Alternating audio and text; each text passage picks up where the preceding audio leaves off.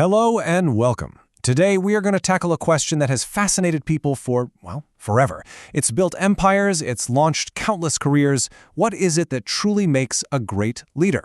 We're going to try and break down the formula in this explainer on the leadership equation. So let's just dive right in. Is great leadership something you're born with, or is it something you can actually learn?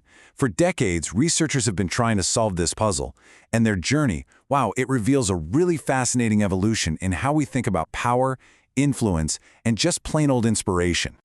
And we're going to trace that whole evolution together. We'll start with the very first ideas, the ones about inborn traits.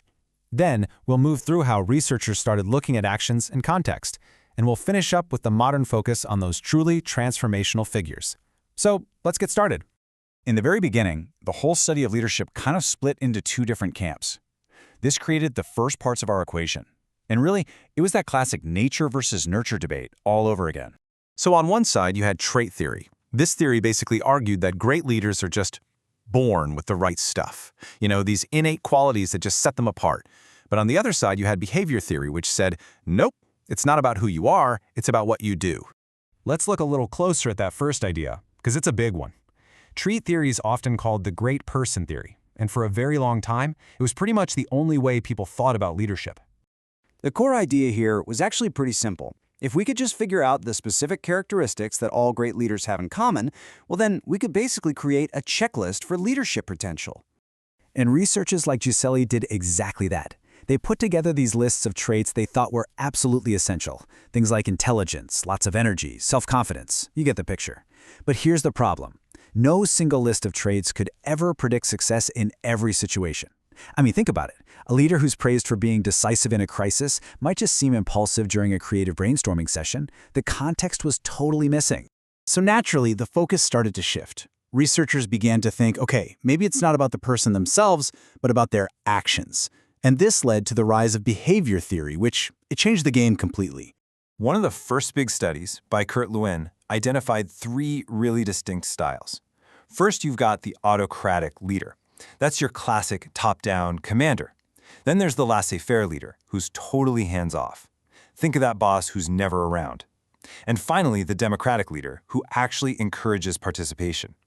And his studies found, pretty consistently, that the democratic style was the most beneficial for both group performance and morale. Now this is where it gets really cool. You have two huge, totally separate university studies, one at Ohio State, one at Michigan, both trying to find the core behaviors of leaders. And get this, they both landed on almost the exact same two dimensions, a focus on the task and a focus on the people. It was this incredible validation of the whole idea. This big discovery led to a really important question. Are these two things mutually exclusive? I mean, do you have to choose between getting the job done and actually caring for your team? Or could a truly great leader do both? And this slide right here brilliantly illustrates the answer. Two researchers, Robert Blake and Jane Mouton, developed what they called the managerial grid. Super simple but powerful.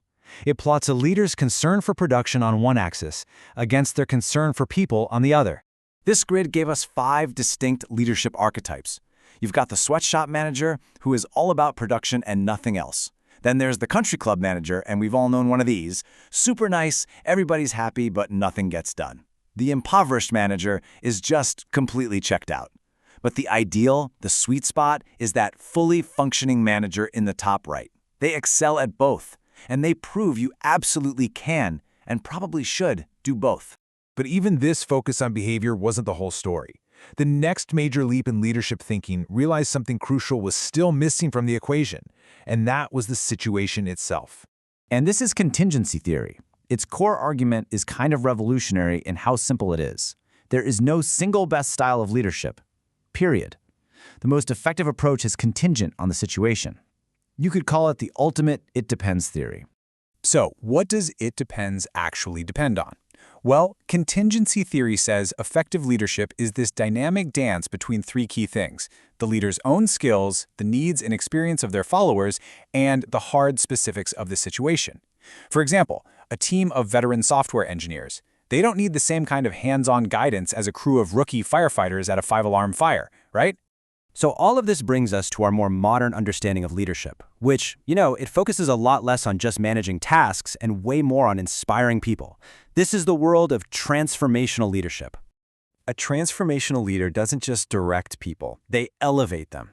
They use their personal qualities, like their charisma and their optimism, to really inspire their followers, changing what they think is possible and pushing the whole group to achieve more than they ever thought they could. Just think of someone like the legendary football coach, Vince Lombardi. His success wasn't just about the playbook. As this quote shows, it was about belief. It was about setting high standards.